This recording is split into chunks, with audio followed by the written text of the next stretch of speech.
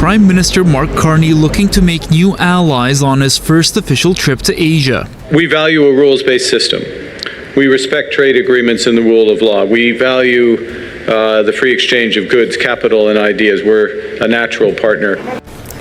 Sandy, the Prime Minister will visit Malaysia, Singapore, and South Korea. He's under pressure to expand trade and get tariff relief.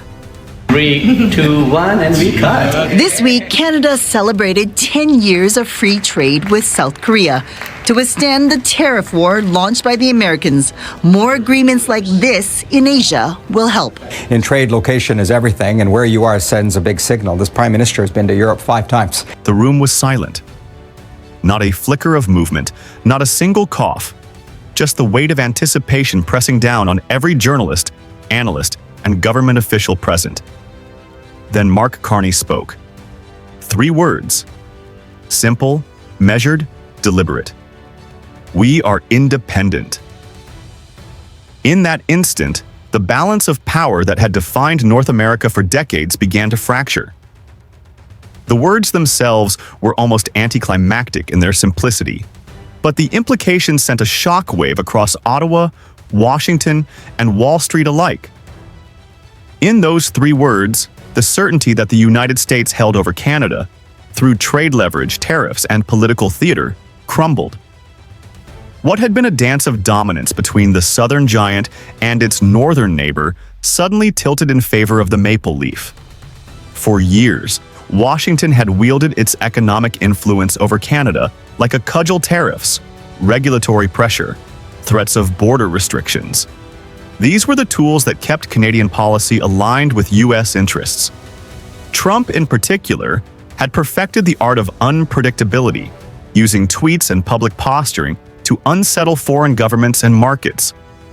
But Carney's announcement signaled something different. This was not a reactionary move. It was a calculated, patient, and meticulously executed strategy. While the world focused on the theatrics emanating from the White House, Carney had quietly orchestrated a plan that would render all of Trump's leverage meaningless. Behind closed doors in Ottawa, the Build Canada plan had been months in the making.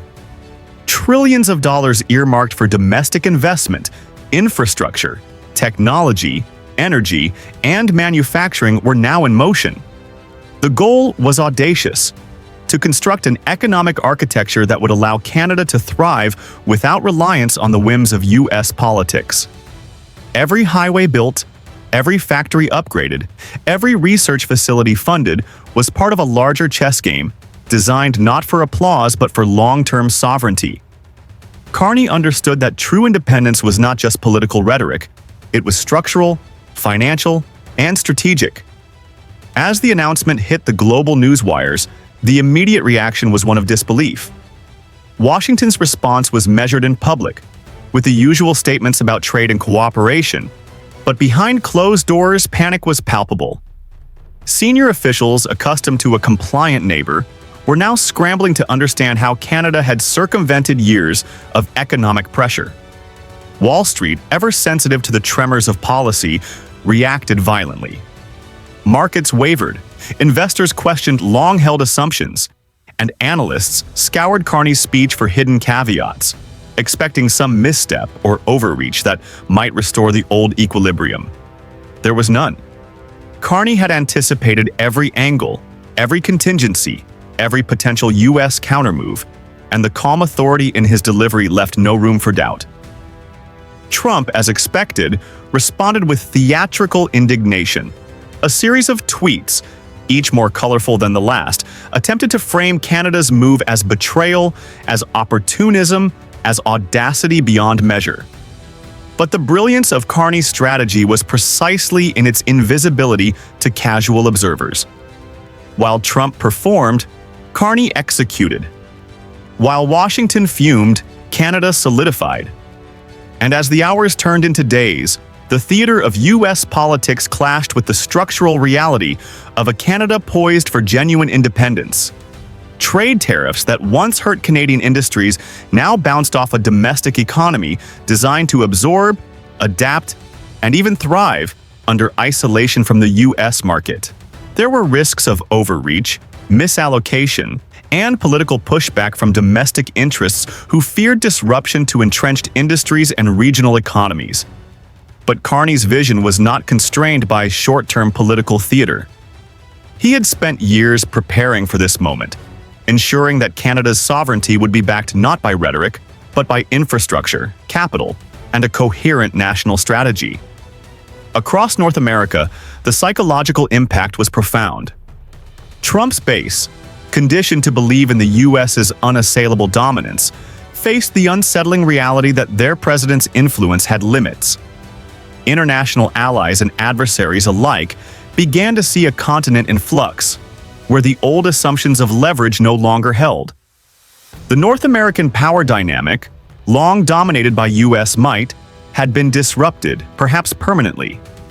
Carney's announcement was more than a policy statement.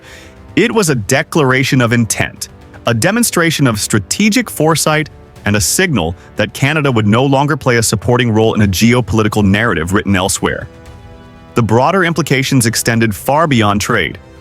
Canadian energy independence, technological innovation, domestic manufacturing, and infrastructure investment all became instruments of national sovereignty.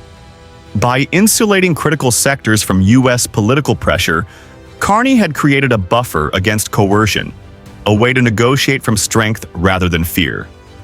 The message to policymakers, both domestic and international, was unmistakable.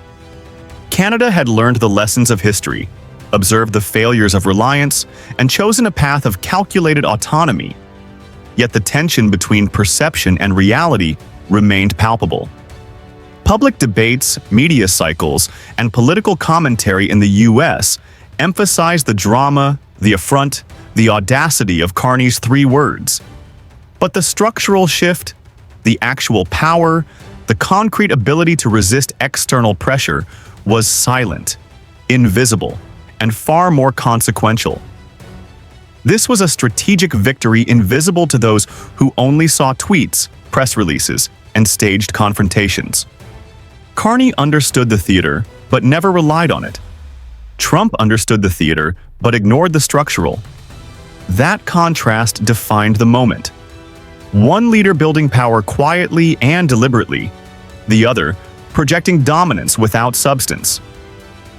As Canada embarked on its Build Canada plan, the consequences for policy, trade, and international relations were only beginning to unfold. Supply chains recalibrated, new trade agreements were quietly negotiated, and domestic industries began to benefit from unprecedented investment. The trillions allocated to infrastructure, technology, and energy were not just spending. They were instruments of sovereignty, tools to ensure that Canada could dictate terms rather than react to them. The realignment of North American power had begun, and the world was watching, uncertain how far this shift would extend. Washington remained in shock. Wall Street oscillated between panic and recalibration, and international observers speculated on the long-term consequences. Could Canada maintain the momentum? Could a nation long accustomed to operating within the shadow of U.S. influence sustain full independence while managing domestic expectations and global pressures? Carney's answer was embedded in the plan itself. Structural resilience, strategic foresight, and a commitment to sovereignty above political convenience. But the questions lingered. The implications were vast, and the outcome far from certain. In the quiet corridors of Ottawa, Carney's team continued to refine, monitor, and adapt. Every dollar spent, every policy implemented, every contract signed was a step toward a Canada that could stand alone economically, politically, and strategically. There was no celebration, no fanfare. The work was ongoing, precise, and deliberate. The stakes were nothing less than the future of North American power dynamics, and every action carried weight. The moment of realization had passed, but its reverberations continued. 3 words had undone decades of influence, destabilized assumptions, and challenged a president's perception of control. The theater of politics clashed with the reality of strategy, and the results were unmistakable. Canada's economic independence was no longer a theoretical possibility. It was a living, breathing force reshaping trade, diplomacy, and national confidence. The world had witnessed the beginning of a seismic shift, one that would play out for years, perhaps decades, in ways both visible and invisible. And yet, despite the clarity of the strategy and the confidence of execution, the ending remained unresolved. Canada had moved first decisively, but the reaction of the US, global markets, and neighboring powers was still unfolding. The narrative was far from complete,